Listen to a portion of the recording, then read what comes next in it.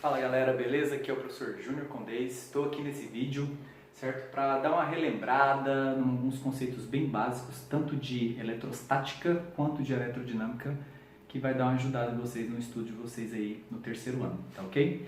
Então aqui eu trouxe conceitos bem iniciais mesmo, conceitos básicos, para fazer uma revisão. A gente sabe que nós já estamos estudando um pouquinho lá na frente, na parte de dispositivos elétricos e circuitos, né? Mas é importante relembrar esses conceitos iniciais para que ajude vocês a estudar para a prova, né? E também para estar fazendo umas atividades de exercício que eu vou estar colocando aqui na sala de aula depois. Então eu trouxe aqui para vocês carga elétrica, né? Observe esse desenho meu aqui do átomo e vamos relembrar lá na formação histórica inicial, né, do átomo que surgiu antes, né, da fissura nuclear, digamos assim, de partículas elementares, né, na física básica mesmo, que tinha 3 partículas elementares o átomo. Os prótons, certo? E os nêutrons, que se concentravam no núcleo do átomo, e os elétrons, que se concentravam na região em torno do núcleo, né, chamada de eletrosfera, e se movimentando. Todos os conceitos da física em cima de eletricidade vêm em cima da movimentação dos elétrons, né? Então aqui a gente tem um conceito de carga elétrica, né? Como calcular a carga elétrica de um corpo, né? Tem como? Tem. Há muito tempo, né, em um laboratório foi descoberta a carga elementar, né? Essa carga elementar, que eu coloquei aqui o valor, 1,6 vezes 10 a menos 19, ela é o valor da carga elétrica tanto do elétron quanto do próton. Só que por denominação, nós denominamos o elétron com carga negativa, o próton com carga positiva, certo? Então, se eu quiser a carga elementar, a carga elétrica de um elétron, ela vale menos 1,6 vezes 10 a menos 19. Se eu quiser a carga elétrica de um próton, é mais 1,6 vezes 10 a menos 19. Então, a carga elétrica do próton e a carga elétrica do elétron têm o mesmo valor. A diferença é o sinal, que o elétron é negativo, o próton é positivo, beleza? Então, para eu calcular, né, só relembrando, a carga total de um corpo, que é esse aqui, basta multiplicar quantidades de elétrons ou prótons em excesso vezes esse Ezinho, que é a constante, que é a carga elementar. O que seria isso, Júnior? Prótons ou elétrons em excesso. Se o elétron e o próton têm a mesma carga, o que acontece se em um corpo tiver a mesma quantidade de prótons e elétrons? Uma carga vai anular a outra, não é isso? Menos 5 mais 5 não dá zero. Então, se eu tiver a mesma quantidade de prótons e elétrons, a gente fala que esse corpo está neutro. Então, um corpo neutro tem a mesma quantidade de cargas positivas e negativas. Então, quando eu falo que eu quero calcular a carga de um corpo, tem que ser um corpo eletrizado. Esse corpo tem que estar com excesso de elétrons, no caso, se estiver com carga negativa, ou falta de elétrons, se ele estiver com carga positiva, certo? Então, essa carga elementar, 1,6 vezes 10 a menos 19, é a carga para o próton e para o elétron. Se eu quiser calcular a quantidade de cargas em excesso, certo? Se o corpo estiver negativo, eu utilizo carga elementar do elétron. Se estiver positivo, carga elementar do próton.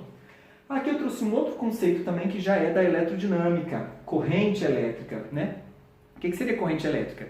Se nós pegássemos as movimentações do elétron e colocar de forma ordenada, a gente gera um efeito chamado de corrente elétrica. Então, a corrente elétrica nada mais é do que a movimentação ordenada dos elétrons, que gera vários efeitos. Efeitos fisiológicos, efeitos biológicos, efeito que luminoso, né? Então, se eu quiser calcular a corrente elétrica que passa por um corpo, observa essa setinha em cima da corrente elétrica e vamos lembrar que isso é um símbolo para vetor, né? Que são grandezas que têm o que? Direção, sentido, intensidade ou módulo, né? Igual é encontrado por aí.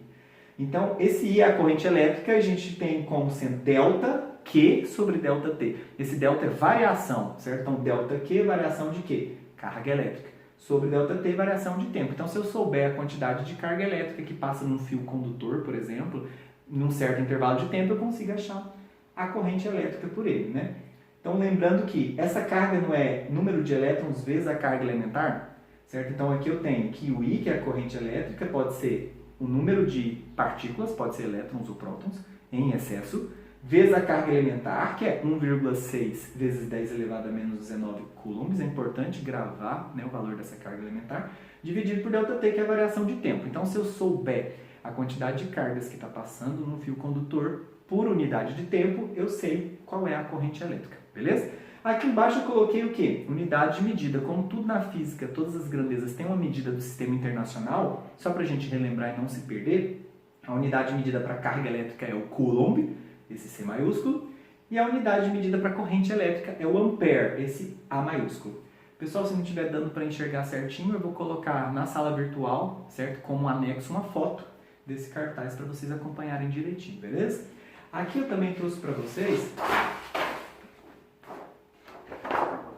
só para relembrar, um dispositivo elétrico, certo? O primeiro que a gente vai estar estudando no circuito, né? Nós vamos estudar geradores, receptores, capacitores, mas antes nós estamos estudando o quê? Resistores elétricos. O que seria um resistor elétrico e para que serve? Um circuito passa corrente elétrica, certo?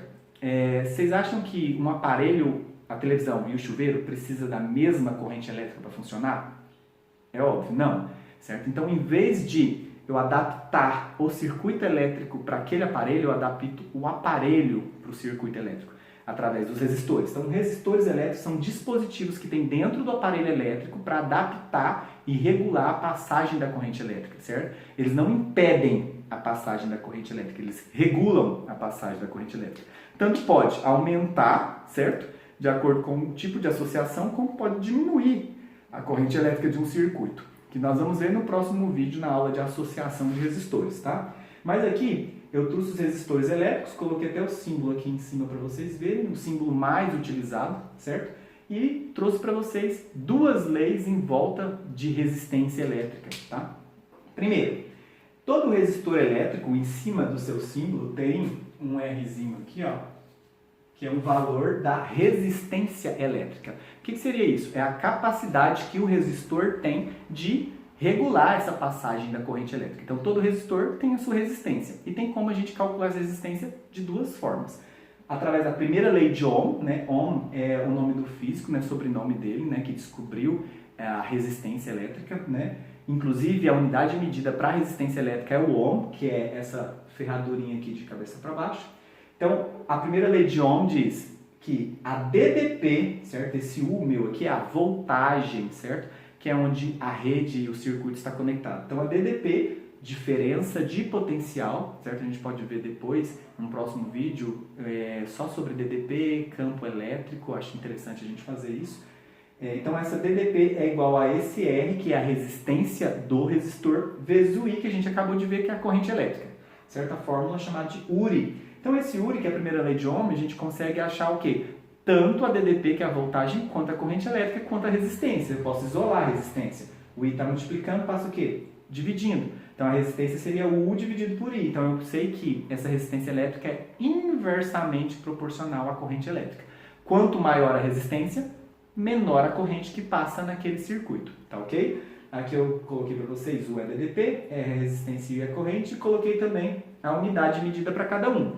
A DDP, que é a diferença de potencial, é em volts, a resistência é em ohms, e a corrente elétrica que a gente acabou de ver é o A aqui maiúsculo, que é ampere.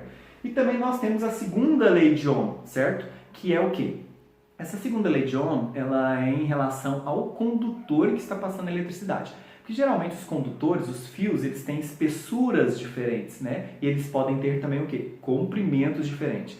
Tá? Além do material, pode ser um fio de ouro, pode ser um fio de cobre, pode ser um fio de bronze, certo? Então esse material também muda a resistência daquele condutor, tá? Então por isso tem a segunda lei de Ohm. R é igual a Rho, é uma letra grega, vezes L sobre A. Esse R é a resistência do resistor, tá ok? O Rho, que é essa letra grega, chama-se de resistividade elétrica.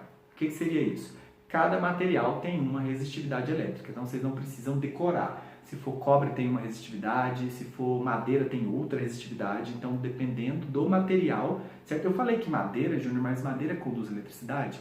Sim, ela não é uma boa condutora. Quando isso acontece, a gente fala que são isolantes. Existem materiais condutores, materiais isolantes. Condutores facilita a passagem dos elétrons, materiais isolantes dificulta a passagem do elétron. Não existe nenhum material 100% isolante, tá ok? Então, aqui a gente tem R de resistência, Rho de resistividade, que depende do material, L de comprimento, que é o comprimento do fio, certo? Onde está percorrendo essa corrente elétrica, e esse A de área de secção transversal. O que seria a área de secção transversal?